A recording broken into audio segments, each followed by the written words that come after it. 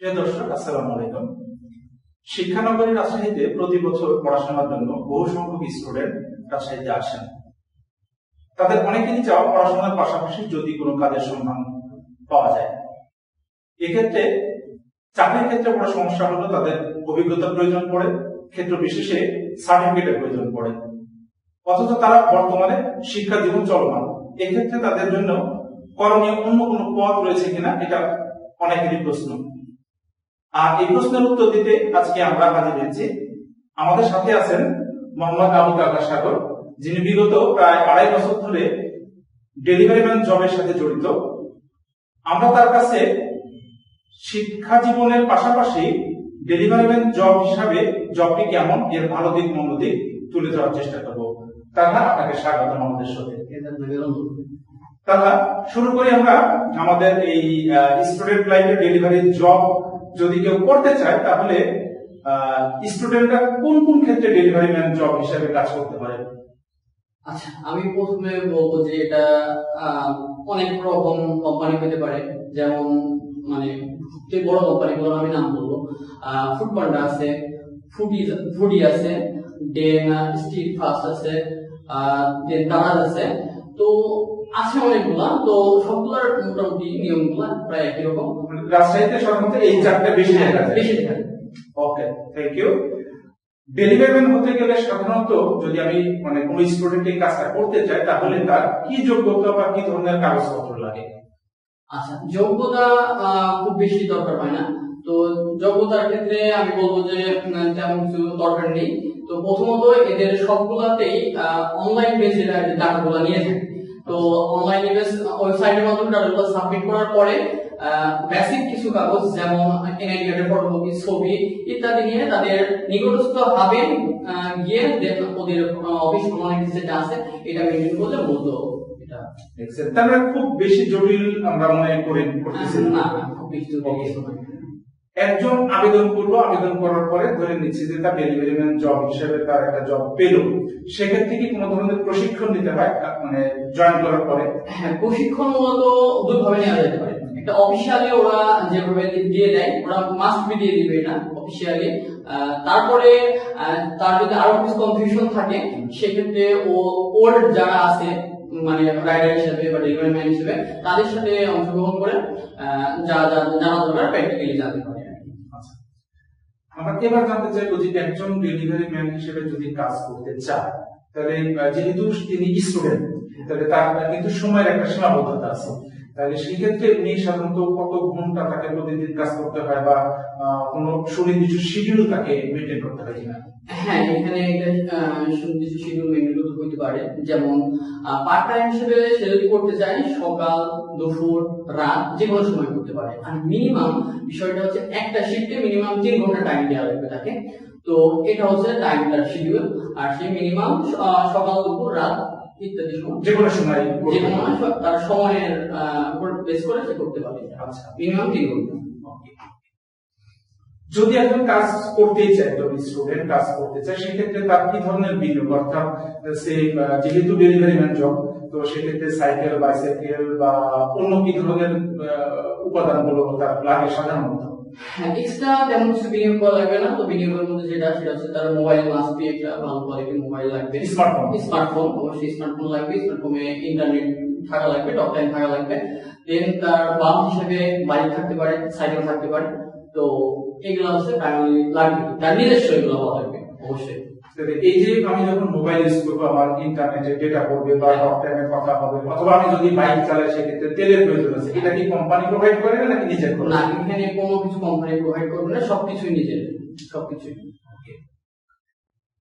যদিও delivery man জবের আমরা যতটুকু বুঝি, সাধারণত এর আয়ের সুনির্দিষ্ট কোনো লিমিট নাই, যেহেতু কাজটা ইচ্ছা স্বাধীন বা যতটুকু মনে চাইলে বা সুযোগ পেলাম ততটুকু করলাম। তারপরেও একজন যদি সর্বোচ্চ প্রচেষ্টা করে, কতটুকু সে আয় করতে পারে? আমি বলবো, আমার অভিজ্ঞতা থেকে আমি বলবো, সর্বোচ্চ যদি কেউ প্রচেষ্টা করে বাইক দিয়ে, সে 20 থেকে 25,000 টাকা মান্থলি ইনকাম করতে সক্ষম। তবে এটা ম্যাক্সিমাম তাকে ইফোর্ট দেওয়া লাগবে এর পিছনে। আর স্বাভাবিকভাবে যদি কেউ করতে চায়, তাহলে সে তার টাইমের উপর ডিপেন্ড করবে, অর্ডারের উপর ডিপেন্ড করে এটা ইনকাম। এই যে 20 থেকে 25,000 টাকা ইনকাম, এটা তো মনে হয় ফুল টাইম ছাড়া কি হাফ টাইমে মানে অল্প সময় তো সম্ভব হওয়ার কথা না।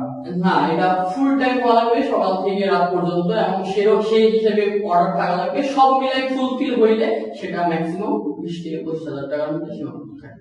আচ্ছা, একজন ডেলিভারি ম্যান হিসেবে যদি কাজ করতে চায় তাহলে এই সেক্টরটাতে আসার পেছনে কি সুবিধা আছে বলে মানে আপনার অভিজ্ঞতা থেকে আপনি মনে করেন?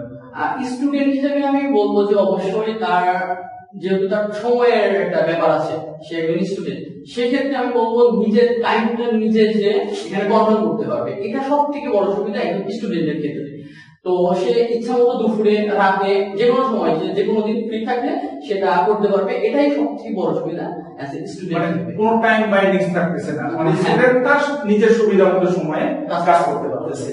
আচ্ছা, এটা তো হলো সুবিধার কথা। এখন হচ্ছে যে অসুবিধা কি হতে পারে? অসুবিধা হচ্ছে ফার্স্ট অফ অল তাকে প্রচুর পরিমাণে শারীরিকভাবে মানসিকভাবে স্ট্রং থাকা লাগবে কাজটা করার জন্য। এবং আমি আরেকটা বিষয় বলবো যে যেহেতু এই কাজটা আসলে সবসময় আমরা হাইওয়ে রোডে বা একটা সেন্ট্রাল পয়েন্টে থাকে সিটির, তো এখানে গাড়ি ঘোড়ার অনেক পরিমাণে চাপ থাকে, প্রেশার থাকে। তো সবসময় মানে কাজটা করার সময় সবসময় ফোকাস থাকতে হবে কাজটার উপর। অন্য মনস্ক হলে কোনো দুর্ঘটনা ঘটে যাওয়ার সম্ভাবনা আছে, সেক্ষেত্রে মনোযোগটা সবসময় ধরে রাখতে হবে অবশ্যই। ওকে, তাহলে আমরা যেটা বুঝতে পারি যে অসুবিধার মধ্যে একটা ইম্পর্টেন্ট অসুবিধা হচ্ছে যে শারীরিক এবং মানসিক চাপ থাকে। সো এটা কিন্তু দিন শেষে আবার পড়াশোনার উপরেও করতে পারে।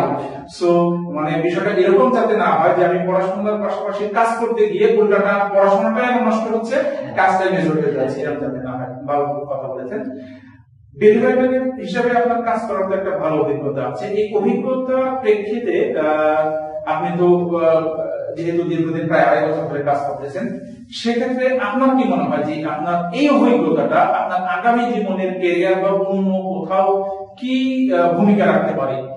আচ্ছা, আমি এখানে দুইটা পয়েন্ট বলবো। একটা হচ্ছে যে কমিউনিকেশন স্কিল। আমি যখন কাজটা করি তখন আমি ডিফারেন্ট কাইন্ড অফ পিপলের সাথে যখন আমি ইন্টারঅ্যাক্ট করি, তখন তাদের সাথে যেমন আমি বলতে পারি রাজনীতিবিদ আছে, এখানে পুলিশ অফিসার আছে, এখানে আর্মি অফিসার আছে, এখানে জজ আছে, অনেক মানুষের সাথে আমার 1-to-1 ফেস টু ফেস ওদের সাথে আমি কমিউনিকেশন করতে পারি এবং দেখা করতে পারি। অন্যান্য পেশার ক্ষেত্রে এটা যেহেতু অন্যান্য কাজে থাকলে আমি এটা এত সহজে আমি পারতাম না, সেক্ষেত্রে আমি বলবো যে সবার সাথে একটা যোগাযোগের যে আমার মাধ্যম সৃষ্টি হয়, এটা আমার কাছে একটা কমিউনিকেশন স্কিল হিসেবে আমার কাজে লাগতে পারে। আর একটা আমি বিষয় যেটা বলবো যে প্রবলেম সলভিং। একদম মানে ওই টাইমে একটা প্রবলেম করতে হবে, মানে প্রবলেম করলে আপনাকে ওই টাইমে ওটা সলভ করার একটা যে মাইন্ডসেট, এটা এখান থেকে অনেকাংশেই শেখা যায়। আচ্ছা, যেমন সে হতে পারে যে সে আপনি চলতে গিয়ে রাস্তায় হঠাৎ করে সাইকেলটাই নষ্ট হয়ে গেল, অথচ ডেলিভারিটা অন টাইমে দিতে হবে, হ্যাঁ, এরকম একটা ঘটনা ঘটতেই পারে। তাহলে ইনস্ট্যান্ট একটা প্রবলেমে পড়ছেন, সব চিন্তা করে ইনস্ট্যান্ট সমাধান করেই করতেই হবে, এটাই এখান থেকে শেখার জন্য একটা বড় সুযোগ। তাহলে আমরা দুটো জিনিস পেলাম। এক হচ্ছে যে অনেক ব্যক্তির সাথে পরিচয় হয়, যেটা আমরা ফিউচার লেভেলে কাজে লাগাতে পারি যদি ভবিষ্যতে সুযোগ হয়। আর একটা হলো যে আমি যে কোনো সময় যদি একটা প্রবলেমে পড়ি, সেটার তাৎক্ষণিক সিদ্ধান্ত নেওয়ার ক্যাপাসিটিটা তৈরি হয় আমাদের হচ্ছে এই কাজের মাধ্যমে, তাই তো? ওকে, তাহলে আমরা এই যদিও খুব অল্প সময়ের মধ্যে কিন্তু আমরা অনেক কিছু জানলাম এই বিষয়গুলো নিয়ে। আশা করি এই তালহার অভিজ্ঞতাটা রাজশাহীতে যারা স্টুডেন্ট আছেন তাদের ব্যক্তিগত জীবনে কাজে লাগিয়ে পড়াশোনার পাশাপাশি তারা চাইলে তাদের অন্তত হাত খরচ বা এর পাশাপাশি আরো একটু ইনকাম তারা চাইলে করতে পারেন, এই আশা করছি। আর তবে পরামর্শ থাকবে যে সবসময় পড়াশোনাটা প্রথমেই থাকবে প্রায়োরিটি, দিয়ে পড়াশোনার পাশাপাশি আপনি অন্য কাজ চাইলে করতে পারেন। এই ভিডিওটা আশা করি আপনাদের হয়তো কাজে লাগবে, কাজে লাগলে আমরা খুবই খুশি হব। যথারীতি যে কথা, সাবস্ক্রাইব করে আমাদের সাথে থাকবেন। আর ভিডিওটি যদি ভালো লেগে থাকে, আপনাদের কাজে লাগবে বলে মনে হয়, তাহলে অবশ্যই লাইক দিবেন। আর যদি অন্য আপনার বন্ধুর কাজে লাগবে বলে আপনার কাছে মনে হয়, তাহলে তার কাছে দয়া করে ভিডিওটি শেয়ার করে দেবেন। তাহলে আন্তরিক ধন্যবাদ আমাদের এই শোতে আসার জন্য। আপনাকে অসংখ্য ধন্যবাদ। আসসালামু আলাইকুম। আসসালামু আলাইকুম।